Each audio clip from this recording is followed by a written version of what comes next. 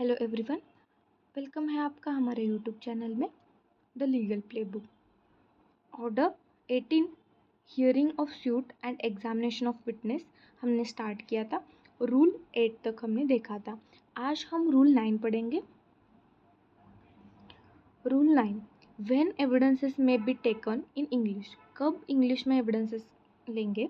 Where English is not the language of the court, but all the parties to the suit who appear in the person and the pleader of such the parties as appear by the pleader do not object to having such evidences as is given in the English. Objection नहीं है वहाँ पे कि English में evidences लेने पे, तो तब क्या करेंगे? इंग्लिश में एविडेंसेस लेंगे। क्या?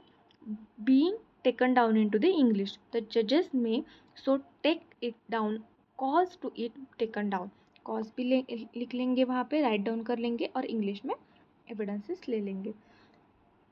सेकेंड में, where the evidences is not given in English, evidences are not given in the English, but all the parties who appear in person and the pleaders of such of the parties as appear by the pleader do not object to have such evidences being taken down in English, the judges may take down और cause to be taken down such English evidences, English में evidences taken down कर लेंगे। Rule 10 में बोला है any particular question and answer may be taken down, any particular answer and question may be taken down, the court may of its own motion or an application, any party application करेगा और इस pleader और सो मोटोली court क्या करेगा कि take down any particular question and answer और any objection to be any question if there appears to be any special reason for so doing, वहाँ पे पर्टिकुलर क्वेश्चन आंसर लेंगे रूल 10 में। Rule 11, question objected to,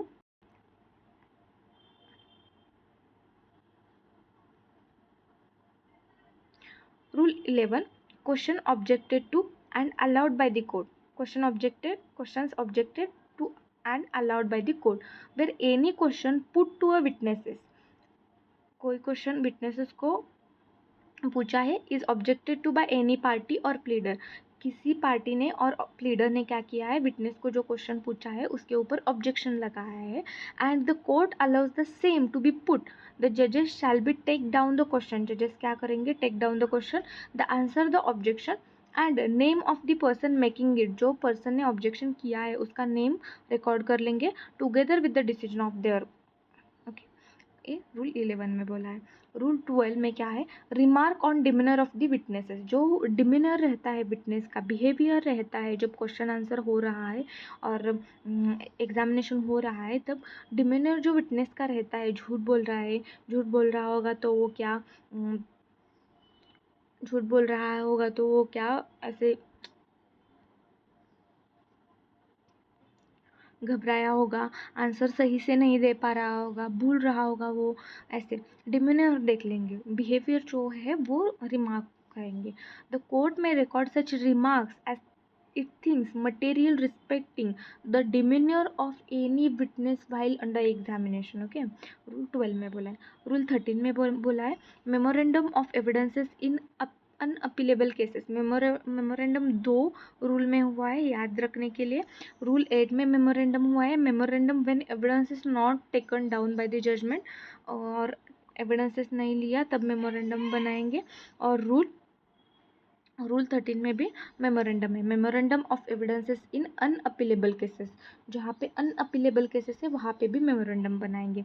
in cases in which an appeal is not allowed, it shall not be necessary to take down और dictate और record the evidences of the witness at length, but the judge as examined of each witness and proceed shall make in writing or dictate directly on the typewriter or cause to be mechanically record a memorandum of the substance of what the witness deposes, and such memorandum shall be signed by the judges or otherwise authenticated and shall be part of record, वो क्या होगा? Part of record होगा इन unappealable cases में।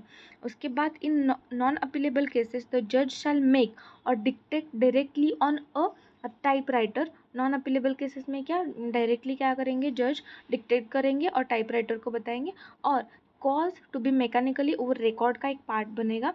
उसके बाद 14 में क्या है ओमिट किया है, एक्ट 104 ऑफ 1976 के तहत रूल 15 में बोला है power to deal with evidences taken before अनादर जज, power to deal with evidences taken before अनादर जज इंपॉर्टेंट है।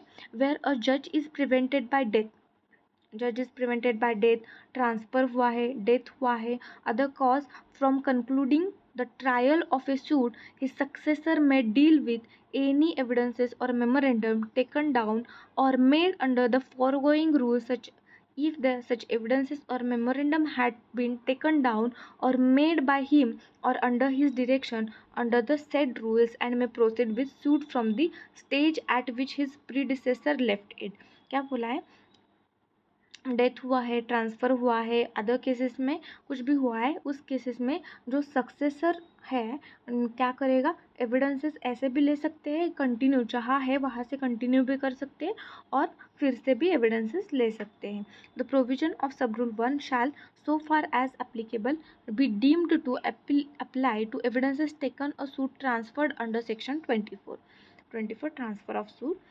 Rule 16 power to examine witnesses immediately, where a witness is about to leave the jurisdiction of the court, witness is about क्या है, leave to the jurisdiction of court, जो है वो leave कर रहा है, और other sufficient cause is shown to satisfaction है of the court, why his evidences should be taken immediately, क्यों ज़रूरी है immediately उसका evidences taken है, वो रीज़न मेंशन करना है। द कोर्ट में upon the application of any party और of the witnesses at any time after the institution of suit take the evidences of such witness, evidences लेंगे in manner herein provided. Second में बोला है where such evidences is not taken forthwith and presence of the parties such notice as court thinks to fit sufficient of the day fixed for the examination shall be given to the parties को notice दे देंगे।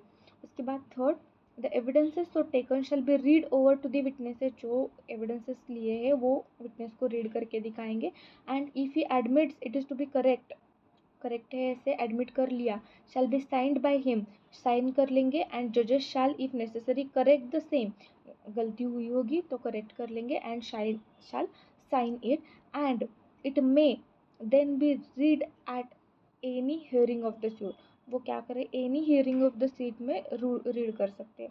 Rule 17 court may recall and examine the witnesses, court क्या कर सकते हैं, recall करेंगे और examine the witness. The court may at any stage a suit recall any witness who has been examined and may be subject to the law of evidences for time being in the force, put such question to him as court thinks to fit, फिर से बुलाएंगे, फिर से examine कर सकते हैं। Rule 18 power to inspect, court के पास पावर है कि इंस्पेक्ट कर सकते हैं। तो court may at any stage of the suit inspect any property और thing concerning which any question may arise, and where the court inspect any property or thing it shall as soon as may practicable may make a memorandum of any relevant facts observed at such inspection, and such memorandum shall be form a part of record होगा। Court कभी भी inspection कर सकता है, वो record कर लेंगे and क्या करेंगे एक पार्ट ऑफ रिकॉर्ड होगा।